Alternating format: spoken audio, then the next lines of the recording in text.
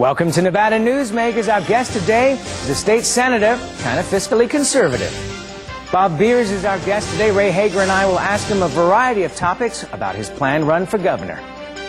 And coming up on the Power Pundit panel, Bob Crowell, Lisa Foster, and Andy Barbano. It's all coming up next on an all-new Nevada Newsmakers.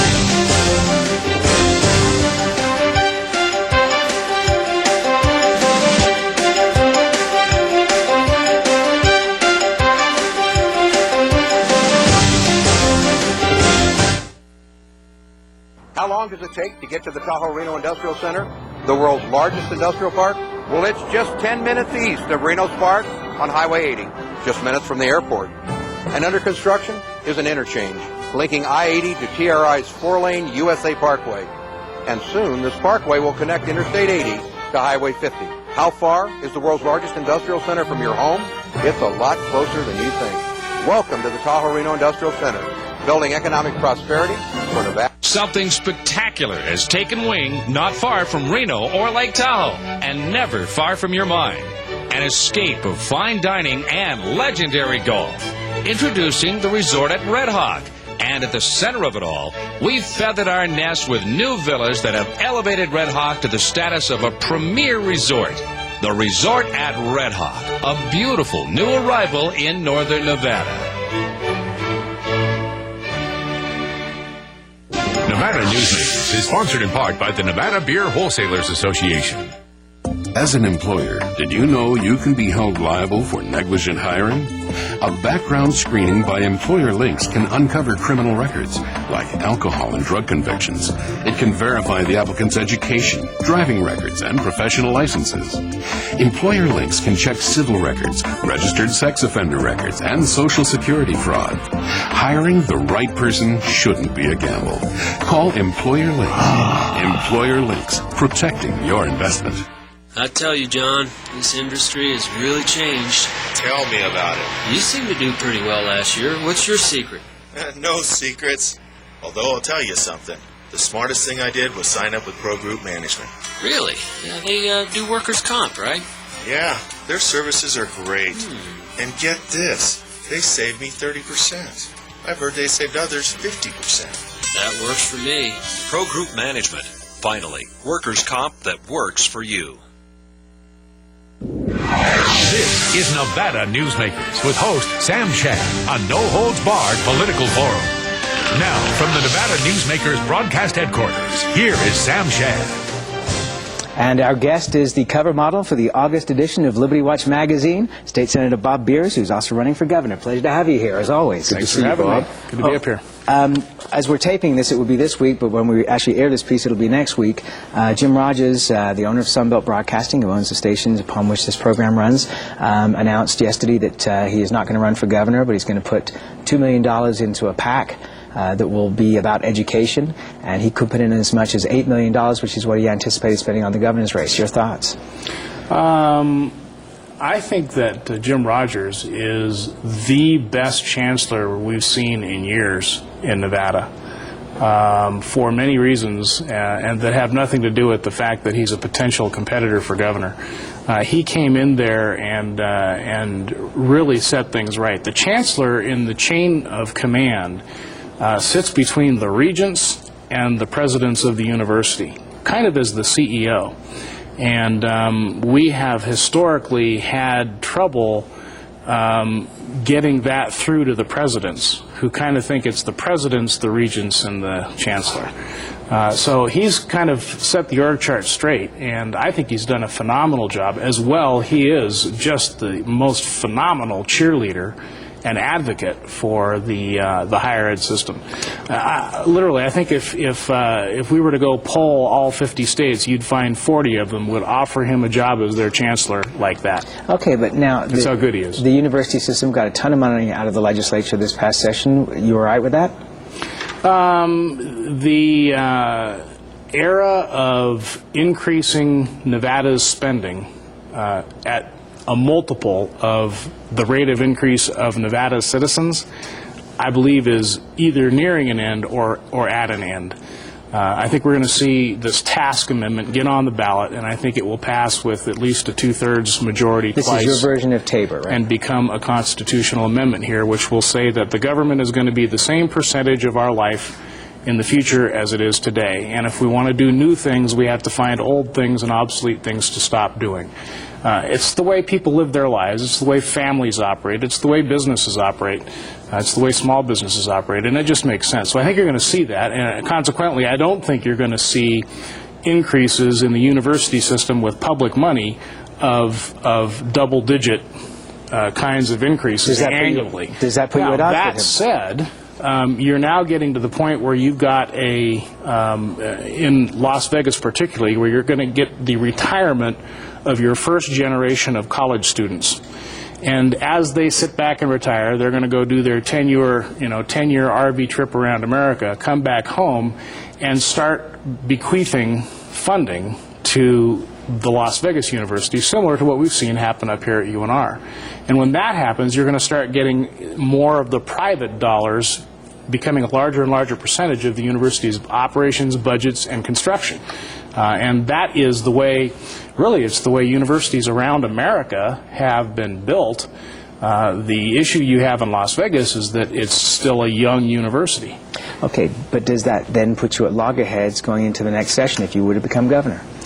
At loggerheads with what? With Jim Rogers. I don't think so. I don't think so at all. His job is to be as passionate an advocate for his corner of the state and the state's operations as he can be, and he will be.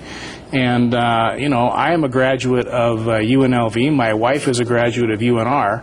Look, we have a tremendous amount of personal investment in the university system, and from a government policy standpoint, it is the university system that allows someone to work themselves above the socioeconomic status of their parents and become more than what they were born. And that is, in my opinion, one of the great things about America, and certainly about Nevada. Bob, if you're elected, how are you going to get your legislation through your Democratic friends in the Assembly? Do you see that as a problem at all? Well, I don't know how to answer that question. Every piece of legislation is different, and I will certainly have some legislative issues that I'll want to get through. And it's far more than taxing and spending. There's a host of policy bills that in fact, I passed several this last session. And I'll work with my colleagues in the legislature as I have. Okay, now I've had 4 sessions in the state legislature, so I know all those people. We've worked together, and I think I'll be successful. Now, this $2 million PAC that Chancellor Rogers is putting together, do you think any of that money will benefit your campaign? I have no way to tell. All right, I hope to win his vote.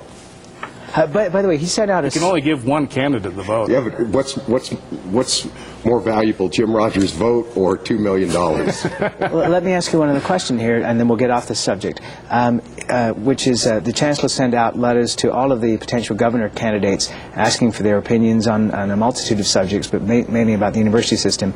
You haven't responded so far, have you? I have not responded so far. Do you intend to? I haven't decided. I mean, life is pretty busy between work, family, and now a gubernatorial campaign.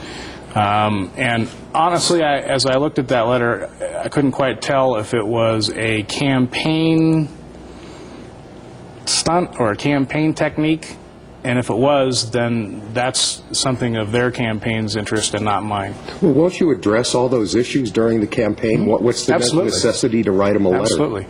And I'm also available by phone to anyone who calls and asks questions like that and provide answers. Okay, let's take a break. We'll be back with more with Bob Beers on Nevada Newsmakers right after this.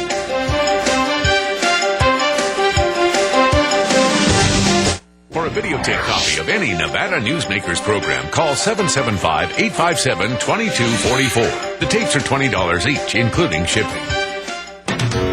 Since its creation more than a decade ago, the Southern Nevada Water Authority has focused on 3 goals: preserving water quality, improving water conservation in Southern Nevada, and meeting the community's current and future water needs. Through thoughtful planning, responsible management, and collaboration, it's succeeding. As we move into the 21st century, the authority continues to embrace sustainable water development and efficient water use. That's our promise to Nevada. My family started this business 27 years ago. We work hard to serve our customers and our community. But it's getting harder and harder to keep the doors open. For example, our workers' comp is going through the roof. Isn't anyone on my side anymore? The Retail Association of Nevada is. If you're a small business owner, we can cut your workers' comp by up to 50%, lobby for your interests, and keep you informed. Put us to work today. Reno's best dining values are all at one casino, the Pepper Mill. You can enjoy great savings on our popular specials. Pepper Mill's coffee shop offers daily lunch specials, low-carb dining, and all your favorite comfort foods. You'll find sensational lunch specials featuring Reno's freshest seafood, sushi, pasta, and more at Oceano. And early bird specials at Reno's Premier Steakhouse and Romanza Ristorante Italiano. The best values are at the Pepper Mill. Where are you dining?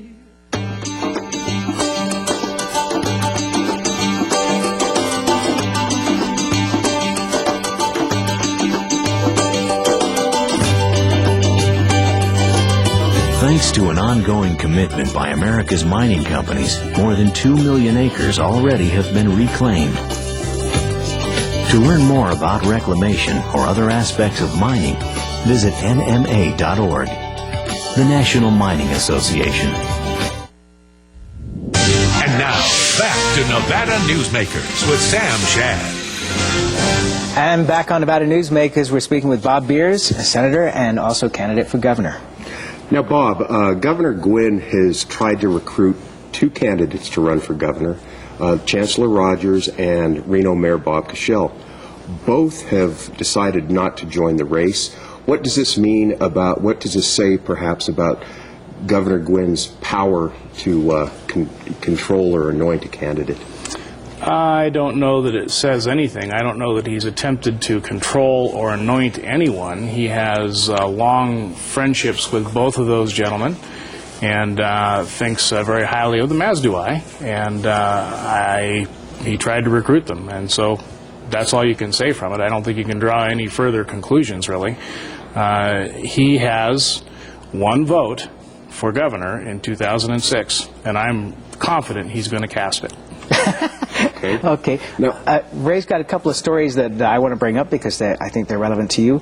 Washoe County School Superintendent told Ray that property tax cap is a big concern for the Washoe County School District. What's your thoughts on that?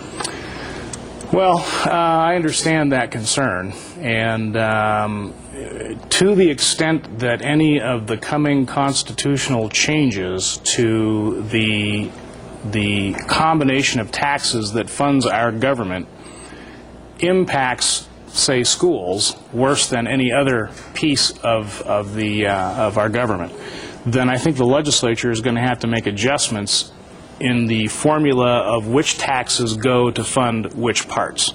I think we will accommodate that. And, you know, as it happens, we've got a bigger piece of property tax going to schools, and if that gets capped, then they're going to get hurt. I think we'll compensate by moving over sales tax or some other kind of revenue to fill that hole. And so I don't believe that you're going to see schools hurt in any way by the combination of things that are going to be on the ballot. Well, Bob, the school district is considering 3 things for the 07 legislature to get more funding to build schools. Number 1, a real estate transfer tax. Number 2, a fee on new homes. And and there's some other issues too. What do you think? Do you think that they have a chance of getting these new taxes in? I suspect that they will have to be voted on by the citizens. And I think that's going to be the 20-year look back and say, here's what changed in the aughts for Nevada. The people got a chance to override elected officials. I've been contacted by people in Reno who have a hard time supporting raising taxes to build schools when you guys can find $70 million in cash laying around to buy the Ballardini Ranch.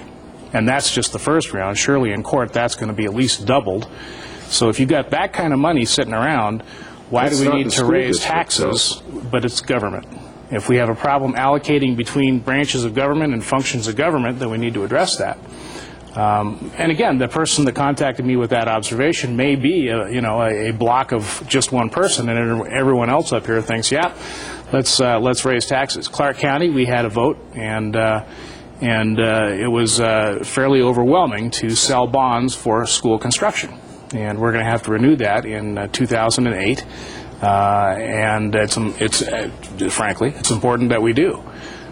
So, as long as those decisions get a chance for the people to vote on it, I'm good. We've seen a number of local and state tax hikes implemented by our elected leaders that, according to all the public opinion polls, would have failed if the people had had that authority.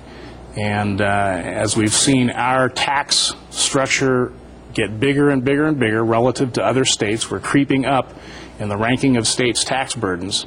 That's just something that I think we need to be cognizant of. Would you be looking, one of the things that kind of disappointed me was that in this last session, we didn't look at rolling back some of the taxes. I mean, obviously the sales tax was a huge increase, the gaming tax was a huge increase, we had this giant surplus, and yet we didn't actually fix the problem. We're going to continue to accumulate those larger amounts of money than we anticipated.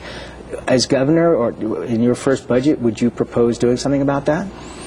Well, we're going to be 2 budgets or 4 years down the path of spending this increased amount of money.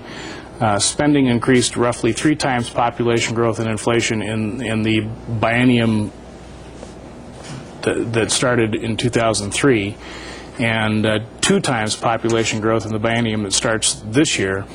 And the way we're able to do that this year without raising taxes is because we know that the surplus that we had, that we refunded part of and spent part of, is going to continue, only now we've elected to plan to recognize it and spend it. That won't happen again. And so we'll be to the point where we would either have to increase taxes again or bring our spending growth down to the same rate of growth as the rest of our society. I suspect that latter is what's going to happen. Frankly, although I could make a case that we could decrease spending, I don't believe that the legislature is going to allow that to happen. And until the people get an opportunity, a meaningful opportunity, to change the legislature, then that's just the environment we have to work. That can't happen until 2011. Because of the way reapportionment was done in 2001. And that's where we've got to leave it. We know we'll be seeing you again before the election. Bob Beers. We'll be right back on Nevada Newsmakers after this.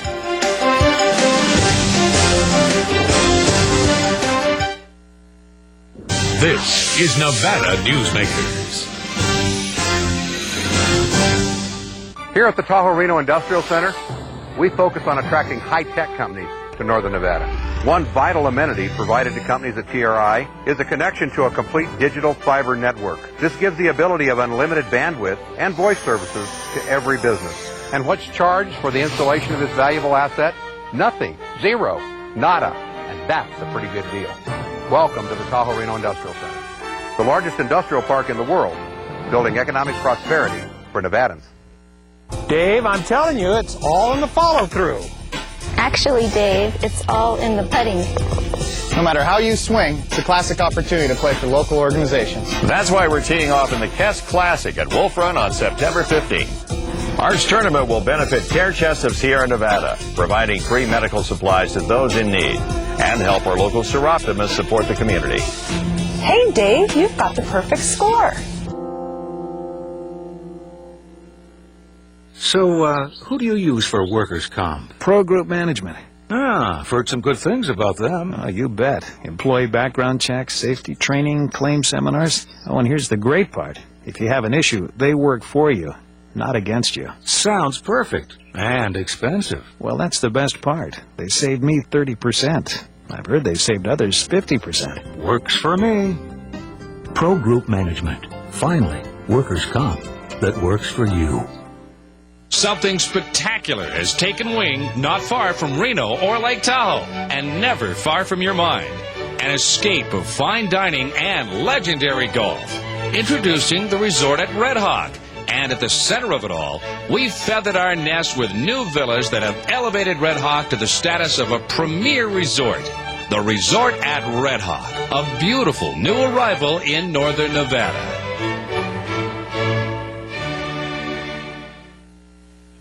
And now, back to Nevada Newsmakers.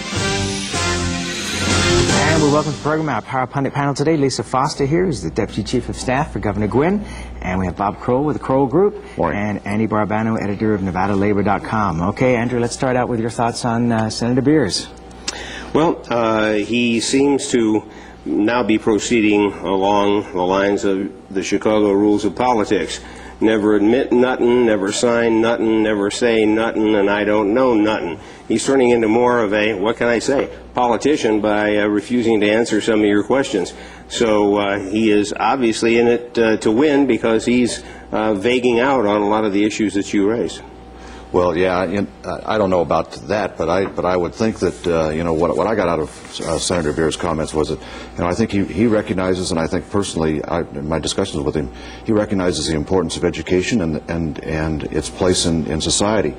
What I found a little bit lacking in the response was I didn't understand exactly how he's going to fund education. I think that everybody agrees that education needs to be funded, and I think Bob agrees with that.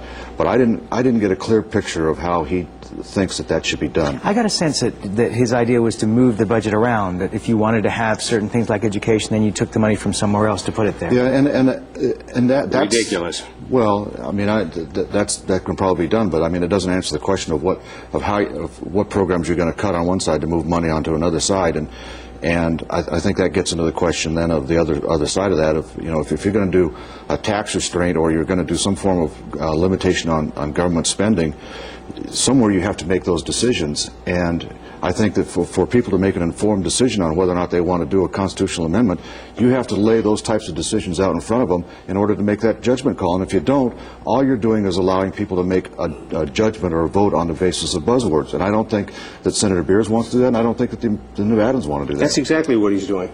You know, I think that since the 2003 tax increase, that's been what the governor, what legislators were asking the Republicans who were voting against the tax increase.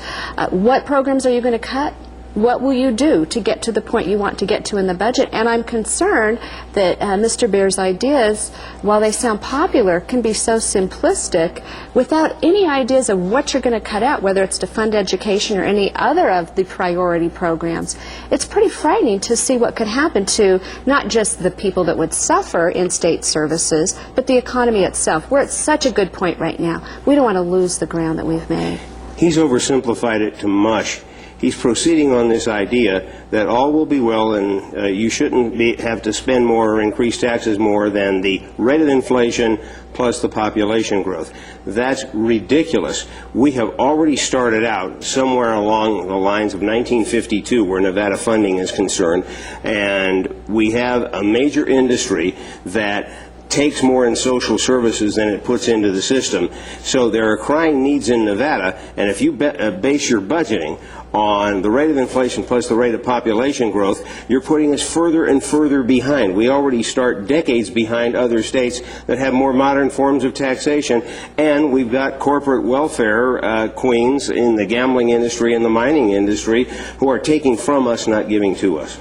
And you know, I'm going to steal something from John Galtney, who's going to be on later this week, from an economist standpoint, and that is, a lot of people believe that growth pays for itself, but I think that John has made the point that, growth may pay for itself, but it doesn't pay for it up front. It pays for it later down the road. And I think the Nevadans have to be very careful in saying, hey, look, we're growing very much right now. Let's put the lid on. And if we do that now, we're not going to be able to catch up later when growth does try to pay for itself. We're going to get stuck in the short term. Well, and even if we do try to cap that, try to cap the budget, there's some things you can't cap. You can't stop all the people moving here and all the kids that have to get an education. We have 35,000 new kids this year. That's right. This biennium. We have to do something to allow them to have an education. Do you think at some point a candidate is actually going to come out and say, you know, we need to have a discussion about where we want to be 5, 10, 15, 20 years down the road, and look towards, you know, are we going to fund the university system to get to a certain point? You know, are we going to take care of our senior citizens? Because nobody really is taking that long-term approach. Well, I think they're going to do that. And, you know, I know that Governor Guinn is on his last year of term. I know Lisa's here, but I will tell you, Governor Guinn, I think, made a prescient comment in one of his State of the State addresses when he said, you know, education is not just on his agenda, it is his agenda. And I think that reflects the majority view of most Nevadans. That is their agenda. And I think that was the agenda of the founding fathers of this country. Education is the agenda that we have to look at. We have to fund education. Otherwise, this country is going to go nowhere. The two candidates most likely to ask that question, where are we in 10 or 20 years down the road, who are self-sufficient enough to have the courage to do it, Bob Michel and Jim Rogers, have both dropped out of the governor's race. I want to ask you one quick question here, Lisa. Lieutenant Governor Lorraine Hunt was on the program last week, and I was asking her about seemingly the lack of support of Governor Guinn for her candidacy. She's a strong businesswoman, a successful businesswoman. She's been a great lieutenant governor. Why is he not supporting her more strongly? You know, I don't think that And she was very gracious, by the way. She said that she felt that he was. Yeah, I think that he actually has shown her quite a bit of support. I can think a number of events, certain things where we tried to make sure that the lieutenant governor was there and showed her support for those things and got her name out there. I think he has tried to broaden the field of Republican candidates. At this point, he hasn't gotten behind any particular candidate, and I don't think that he's done anything to make the lieutenant governor feel that he's not supporting her. Okay, and that's where we got to leave it. Good answer. We'll be right back on Nevada Newsmakers after this. Nevada Newsmakers, brought to you in part by the Tahoe Reno Industrial Center, the world's largest industrial park, the resort at Red Hawk, and the Peppermill family of casinos. South Reno's hotspot for food, fun, and friends is the Tamarack Junction. Play over 480 of the hottest slots and video poker games. Enjoy hot times and sizzling food specials at Sully's Sports Bar, Grill, and Nightclub. Watch your favorite game on one of our jumbo high-definition plasma TVs. Enjoy great food 24 hours a day in the Dining Car Restaurant. Or sample the best hot and cold sandwiches in the Whistle Stop Deli. The Tamarack Junction is your junction for fun. South Virginia and Amati Ranch Parkway. Yeah. My family started this business 27 years ago. We work hard to serve our customers and our community. But it's getting harder and harder to keep the doors open. For example, our workers' comp is going through the roof. Isn't anyone on my side anymore? The Retail Association of Nevada is. If you're a small business owner, we can cut your workers' comp by up to 50%, lobby for your interests, and keep you informed. Put us to work today.